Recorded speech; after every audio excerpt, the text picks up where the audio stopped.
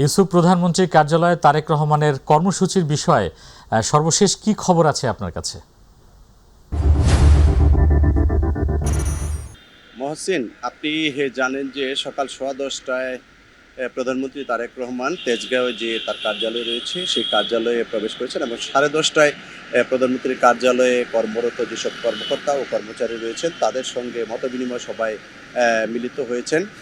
প্রধানমন্ত্রীর সভাপতিত্বে এই মতবিনিময় সভা অনুষ্ঠিত হয় এবং দুপুরে মতবিনিময় সভায় বিভিন্ন কর্মকর্তা কর্মচারীদের তরফ থেকে বিভিন্ন বিষয়ে তিনি মতামত শুনেছেন।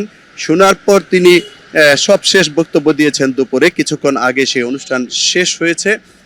তিনি বেশ কিছু বিষয়ে এখানে যারা কর্মরত রয়েছেন তাদের সঙ্গে কথা বলেছেন।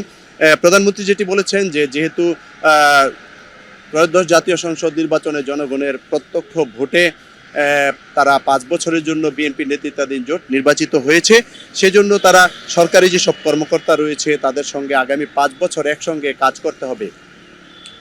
প্রধানমন্ত্রী যেটিকে সবচেয়ে বেশি গুরুত্ব দিয়েছে যে দেশকে সামনের দিকে এগিয়ে নিয়ে যেতে সরকারি যেসব কর্মকর্তা কর্মচারী রয়েছেন তাদেরকে একে অপরের সাথে সৌহার্দ্যপূর্ণ সম্পর্ক বজায় রাখতে হবে এবং একে অপরকে কাজে সহযোগিতা করতে হবে। তাহলে বিভিন্ন বিষয়ে যেসব সিদ্ধান্ত হবে সেগুলো বাস্তবায়ন করা সহজ হবে। আরেকটি বিষয় যেটি বলেছেন যে জাতীয় স্বার্থে রাষ্ট্রের অনেক গোপন বিষয় থাকে যেগুলো গোপন রাখার জন্য যাতে করে কোনোভাবেই যেন এগুলো সংশ্লিষ্ট স্থান ছাড়া অন্য কোথাও যাতে সেগুলো ফ্লাশ না হয় সেই বিষয়টির উপর তিনি গুরুত্ব দিয়েছেন যাতে করে সবাই সেই বিষয়টার প্রতি দৃষ্টি রাখে। এছাড়া আরও বেশ কিছু বিষয়ে তিনি বলেছেন যে দুর্নীতির বিষয়ে, অর্থাৎ দেশকে যদি দুর্নীতি মুক্ত করা যায় তাহলে খুব দ্রুতই সামনের দিকে এগিয়ে যাওয়া সম্ভব হবে।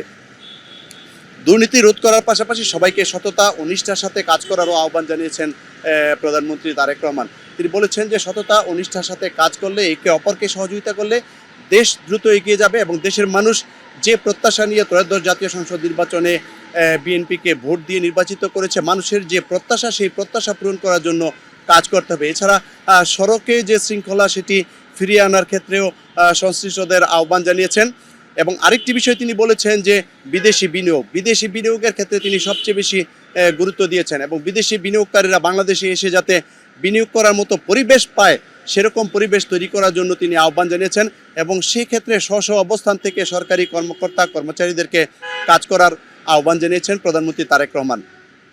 এই সমস্ত বিষয়গুলো নিয়েই কথা হয়েছে।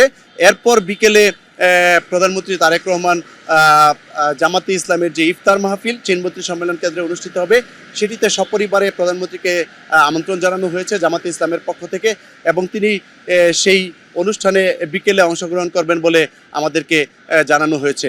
মহসিন মিয়া, প্রধানমন্ত্রীর কার্যালয় থেকে এই ছিল আমার কাছে তথ্য। মহসিন। ইউসুফ, আপনাকে ধন্যবাদ।